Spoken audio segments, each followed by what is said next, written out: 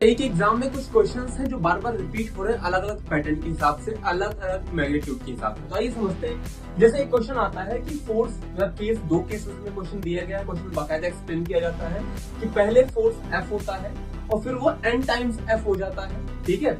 और दूसरी बार दूसरा आपका यहाँ पे सेकंड केस में क्या हुआ, वही जो पहला वाला फोर्स है उसको n गुना कर दिया जाता है और सेकंड केस में जो आपका सेकंड वाला फोर्स था उसका प्लस करके समथिंग x क्वांटिटी कर दी जाती है। अब एग्जांपल के तौर पर अगर देखा जाए बेटा तो क्वेश्चन आता है इसे f था, फिर इसको हमने कर दिया 2f, फिर सेकंड केस में ये आपका 2 टाइम्स f हो गया और फिर यहाँ पे 2f प्लस 20 कर दिया।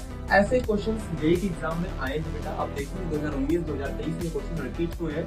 तो ऐसे क्वेश्चन को हम सॉल्व कैसे करेंगे? कुछ बच्चे होते हैं कि इसको सीधा कॉन्सेप्ट लगाते हैं फोर्स F इक्वल ma पर ऐसे क्वेश्चन को टैकल करने के लिए हमें कुछ ट्रिक्स की जरूरत पड़ती है। और वो ट्रिक क्या है बेटा? सबसे पहले हमें ये पता होना चाहिए tan अल्फा वाले फॉर्मूले को हमें यूज करना है, क्योंकि इन क्वेश्चन में कहा जाता है डायरेक्शन सेम है। डायरेक्शन क्या होती है? सेम। ऐसा ही कंडीशन दी होती है। जब डायरेक्शन सेम की बात आएगी तो हम डायरेक्शन की वाला फॉर्मूला अप्लाई करेंगे जो किसी वेक्टर के डायरेक्शन को बताने के लिए यहाँ पे काम आता है। क्योंकि यहाँ पे एक वेक्टर ए इसको मान लो, वेक्टर बी इसको मान लो, पहले केस के लिए, दूसरे केस के लिए भी यही माने हम इसको सॉल्व करेंगे। और यहाँ पे एक आइडेंटिटी का भी हमें यूज करना पड़ेगा, a अपॉन b बराबर c अपॉन d बराबर a minus c upon b minus d। अगर आप इस आइडेंटिटी का यूज करते हैं तब जाके आपके राइट आंसर मिल जाएगा बेटा। और ऐसे क्वेश्चन को सॉल्व करने के केवल यही एक तरीके में आपको सफलता दिलाता है। जय हिंद।